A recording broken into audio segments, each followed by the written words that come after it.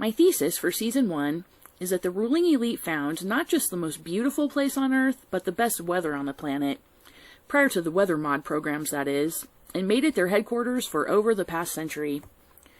We hear a lot about Southern California, and that's the way they like it. In taking Jay Dyer and John Adams' discussions about California as a test tube a step farther, Southern California is what I call the marketing department, but Northern California is what I call the research and development department. And Southern California is to new money, as the Bay Area is to old money. Prior to the tech boom, the elite in Northern California were more than happy to remain low-key and let the marketing department in flashy Southern California get all the attention. So let's do a preview of some of the locations and a small sample of the cast of characters in upcoming episodes, and I'll share some local knowledge to pique your interest. I have a ton of new information that no one would ever know unless they talk to someone who's actually driven these roads and lived in these communities. The information I plan to present in this series is, in my opinion, stunning, but the only thing more stunning than the info itself is the proximity of these facilities to one another, the proximity of certain events right next to these facilities, and whose neighbors are who. Therefore, I'll be pinning each one of these videos and their show notes to the corresponding locations on Google Earth. All of these show notes are works in progress and will continue to be added to as I comb through my archives. So the Bay Area is divided up into 4 geographical regions. The East Bay, where I grew up, the North Bay, the South Bay, where much of Silicon Valley can be found, and West Bay, although it's almost never referred to as West Bay. It's almost always referred to as the Peninsula. The first location of note is Dublin. My dad maintained an office across the street from the Army base for 20 years. I worked full-time for my dad in that office for at least 2 years. During that time I was working there, the base was a substation of Fort Lewis, Washington. Fort Lewis, Washington is where Lieutenant Colonel Jim Channon wrote the 1st Earth Battalion Manual. Dublin is also the location where Army Lieutenant Colonel Grady McMurtry resurrected Aleister Crowley's Church of Thelema from near extinction. That's where we get the subtitle for this project, The Spiritual and Political Geography of San Francisco's Beast Bay, because Crowley still has a lot of followers in the East Bay, and they refer to it as the Beast Bay. Now, it's interesting because this guy right here, his daughter actually lives in Dublin, and I don't know if any of you read his emails a few years back, but one of them was titled Thelema. There are also many episodes of Mythbusters filmed on that Army base. The next location is Livermore. We need to talk about the Department of Energy and labs, including Lawrence, Sandia, General Electric. There's an FCC listening post there and numerous other agencies. The real-life Dr. Strangelove, Edward Teller, had an office there, and I would argue that is the actual setting for Stranger Things, that is the real-life Stranger Things. This is also the location of the Altamont Free Concert. My husband's maternal grandfather worked at the lab and took my mother-in-law to Altamont.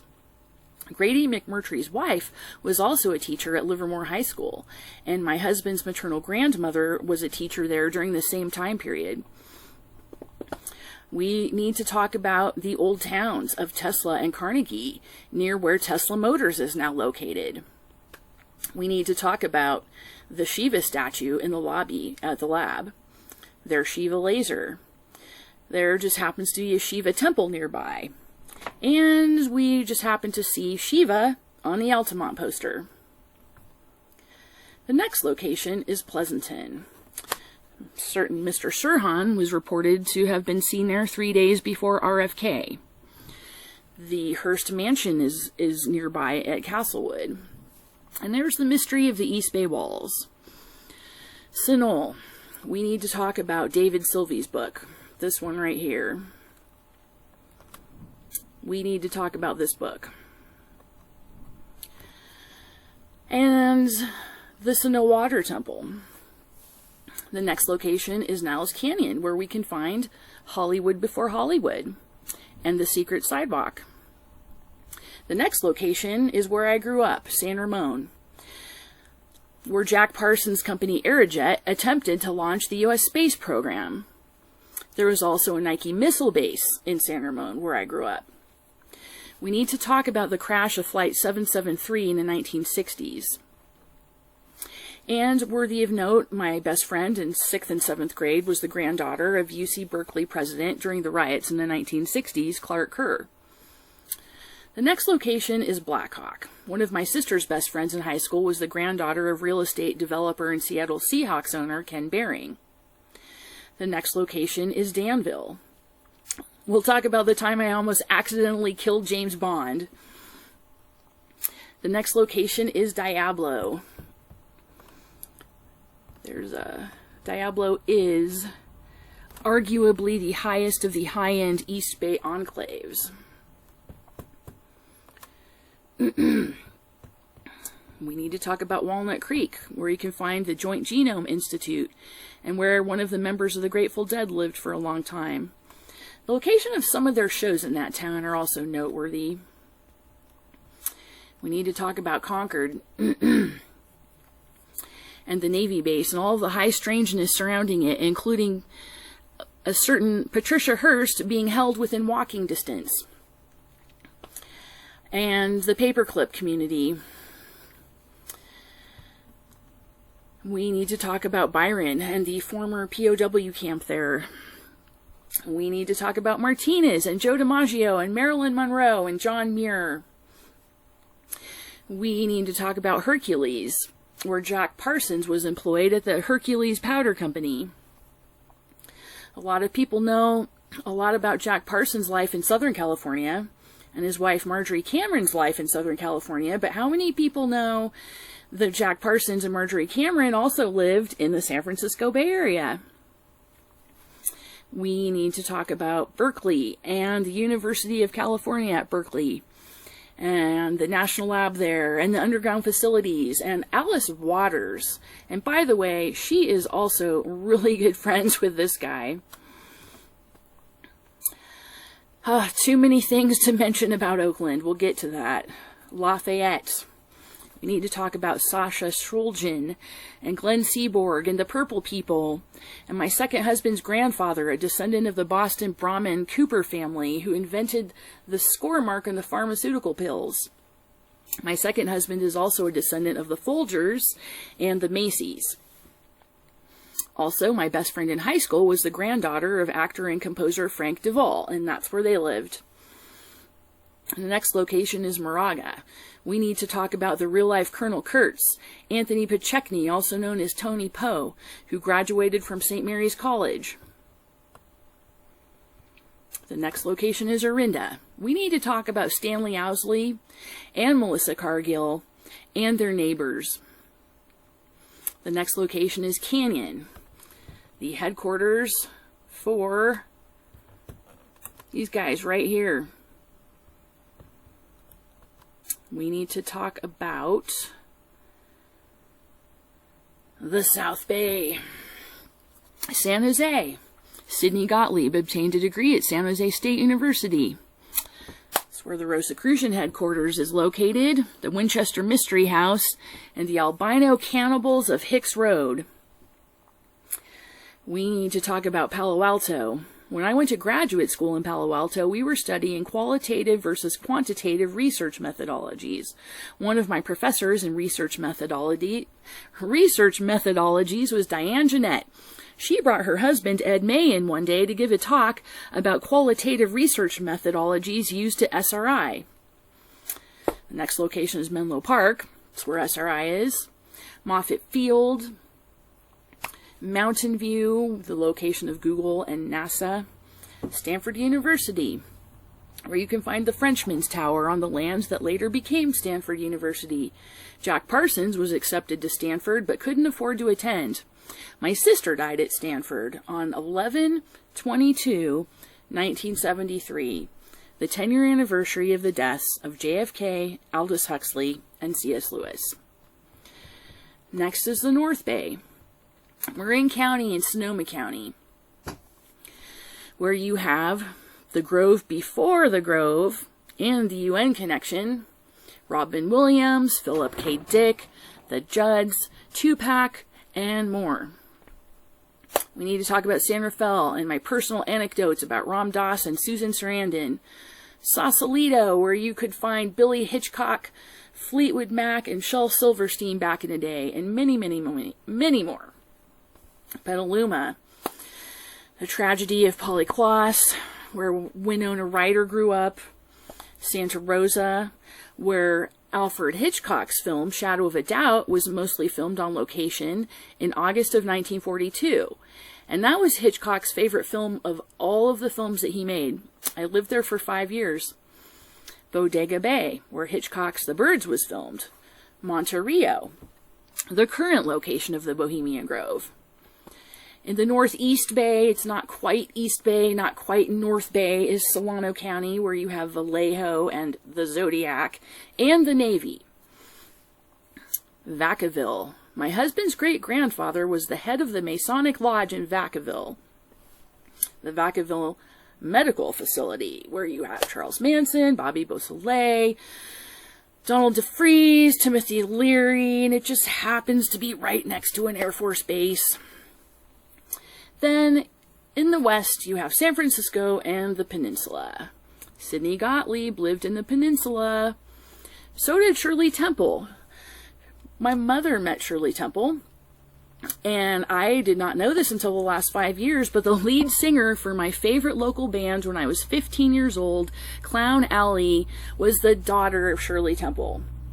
It was a punk rock band, so nobody was going to out Shirley Temple's daughter. She actually went on to become famous in a much bigger band, the Melvins, which I've actually never listened to, but for a while she was in my favorite band. Then you have San Francisco. Now, you've all heard a lot about the Presidio, but how many of you know where Mikhail Gorbachev went after he resigned being the president of the USSR? He moved to San Francisco. Marjorie Cameron, Jolly West, and Hunter Thompson. Now, we have culturally connected areas just a short drive outside the Bay Area proper. We have Big Sur and Esalen. I was in an experimental classroom in the 6th grade, and we went on a week-long camping trip 4 miles down the road from the Esalen Institute. Then we have Santa Cruz, where my husband was born, home of the Human Genome Project, not to be confused with the Joint Genome Project in Walnut Creek. You have Scotts Valley, where Alfred Hitchcock used to live. You have Monterey and Carmel. My parents met Clint Eastwood at his restaurant. I have naval installations galore. Then there is Davis in the Central Valley. I lived in Davis for 11 years. It's right next to the state capital of Sacramento, by the way. And my second husband got his bachelor's degree at UC Davis, and my current grandfather-in-law founded the economics department. And his daughter, my aunt-in-law, used to be best friends with Ann Dunham. Ann Dunham is a distant cousin of my mother in at least 2 instances, and the line that we are related through is in and of itself significant in my opinion. And at UC Davis, you have SRI people, you have paranormal research, you have ties to the DOE in Livermore, and you have Jose Arguelles, who was a professor there, and I would argue the most overlooked influencer of the 80s and 90s. Terence McKenna got most of his stuff from other people, including Arguelles. He was kind of like the person that was handed the torch from the older generation. So in the Central Valley, you have the state capital of Sacramento. You have Manteca, where my parents moved after they moved out of San Ramon. And back in the 1990s, my sister was selected to be an intern for Dennis Hastert's. Although after arriving in Washington, D.C., she quickly defected over to work for the Democrats. And then, just outside of the Central Valley, in the Sierra foothills, you have Gold Country. Now, you have West Point in Calaveras County, where Aleister Crowley's named successor from 1947 to 1962, Carl Germer, lived. He moved there after he left Europe. You have Volcano, where I attended traditional tribal dance ceremonies for 12 years in a row, and that is also where the Volcano Masonic caves are located. You have Wilseyville, where Leonard Lake and Charles Ng were located, the serial killers. And you have Sonora, where the Sonora Aero Club was located, and that was a secret society behind some of the mysterious airships of the 1800s. So let's take a sneak peek at some local knowledge. Let's start with Gold Country.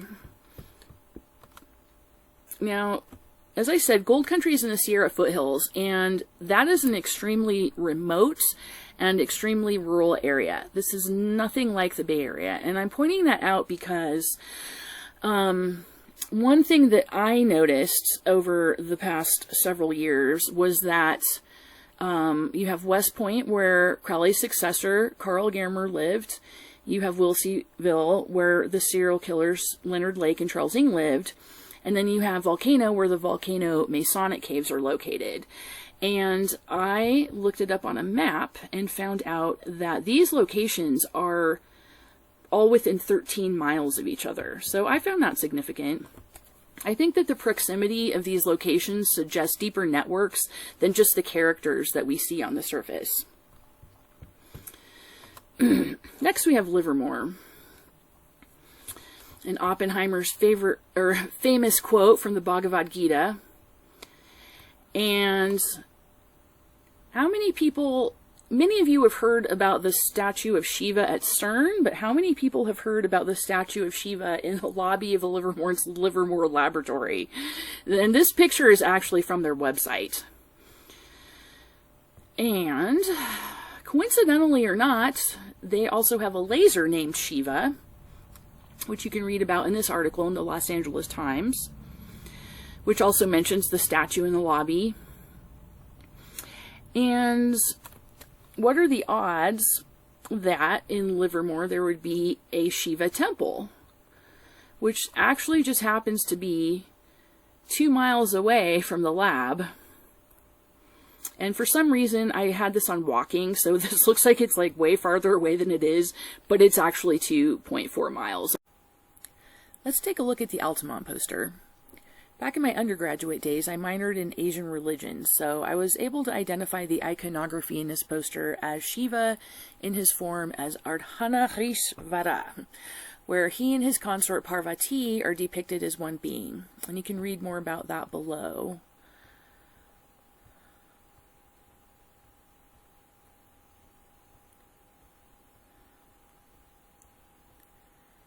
Now let's take a sneak peek at San Francisco. And let's look at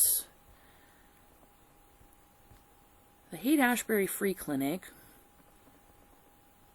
and the University of California at San Francisco Medical Center.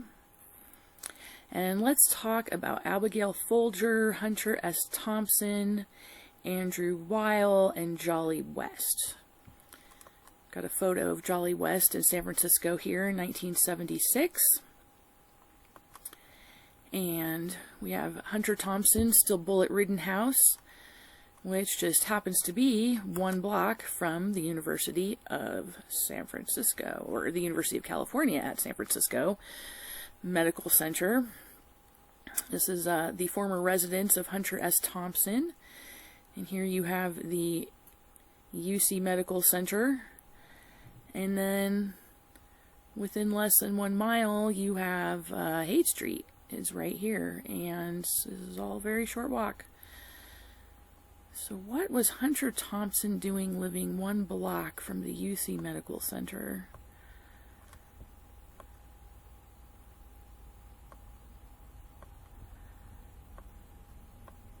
It's just a hop, skip, and a jump right here.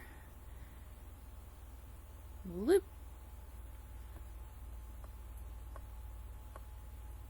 Yep, so this is 0.2 miles from UCSF, and then Haight Street is 0.7 miles from UCSF, so that's actually less than 3/4 of a mile.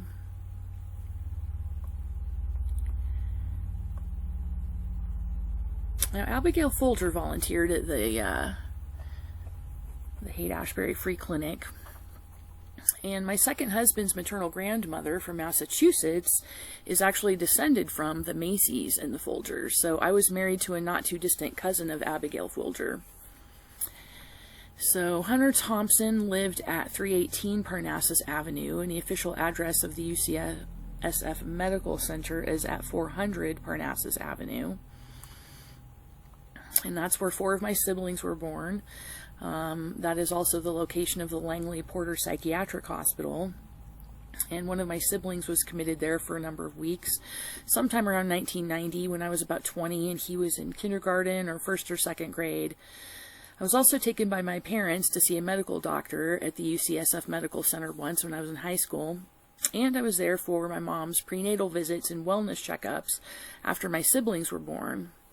When I was in junior high and high school, I used to love to go record store shopping on Haight Street. So when I went to go visit my mother and my newborn siblings at UCSF, or my brother when he was at Langley Porter later on, I used to take the opportunity to walk to Haight Street to do some shopping. Now, Andrew Weil, according to Wikipedia, graduated from high school in 1959 with a scholarship from the American Association for the United Nations, and Weil began study at Harvard in 1960 alongside Timothy Leary and Richard Alpert, also known as Ram Dass, or as Jan Irvin likes to say, Ram Dass. And during that time period, Weil read The Doors of Perception by Aldous Huxley. After graduating in 1964, he entered Harvard Medical School and in his final year completed an internship at the University of California, San Francisco Medical Center from 1968 to 1969. And during that time, Weil was a volunteer at the Haight-Ashbury Free Clinic. So the CIA's critique of Tom O'Neill's book, Operation Chaos, says that UCLA's Jolly West was sent to San Francisco. And Jolly West was in San Francisco from 1966 to 1967 during the Summer of Love. Wikipedia says after completing a fellowship at the Center for Advanced Study in the Behavioral Sciences in Stanford, while on leave from Oklahoma during 66 to 67, that academic year, West, quote-unquote, led a group of researchers to San Francisco's Haight-Ashbury district where they rented an apartment and studied the hippie culture during the latter half of 1967 under a contract with the Foundation's Fund for Research in Psychiatry Incorporated. And someone at the University of Hawaii, psychologist Anthony J. Marcella, has alleged that the Foundation's fund was employed as a CIA funding conduit during the Vietnam War. And then we have Jolly West left to go to get a job at UCLA from 1969 to 1989. Let's see. Wikipedia says... No, we'll skip that part. All right, so